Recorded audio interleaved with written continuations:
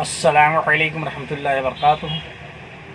यूनानी शिफा खाने में आपका एक बार फिर स्वागत है, इस्तकबाल है। आज हम आपको एक और छोटी सी जानकारी दे रहे हैं और आज हम आपको जानकारी दे रहे हैं ठंड में खाने के लिए लड्डू।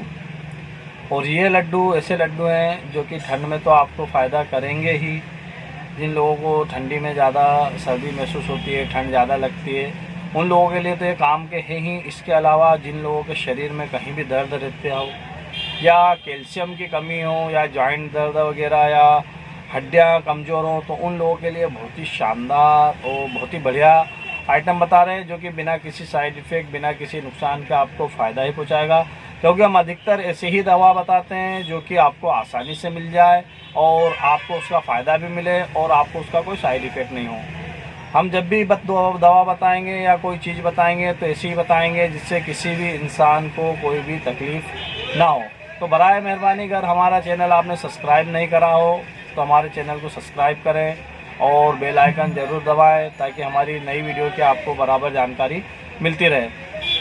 वीडियो को ज़्यादा लंबी ना करते हुए अब हम बात करें जिन लड्डू के बारे में हम बता रहे हैं। आज हम आपको ठंड के लड्डू बनाने का बता रहे हैं जो कि मतलब बहुत ही आसान और बहुत ही सस्ता और बहुत ही बढ़िया नुस्खा है। वीडियो को ज़्यादा लंबी ना करते हुए आज हम आपको बता दें कि आपको लेना क्या है और करना क्या है। आपको लेना है भुना हुआ चना।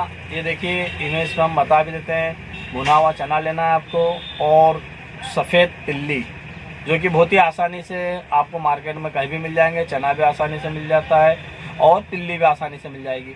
और इसके साथ आपको लेना है गुड़।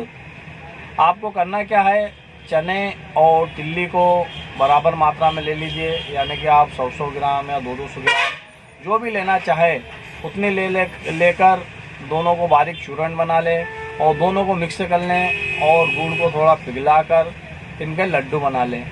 आप लड्डू कितना बड़ा बनाएंगे, लड्डू आपको बनाना है 10 से 15 ग्राम के करीब।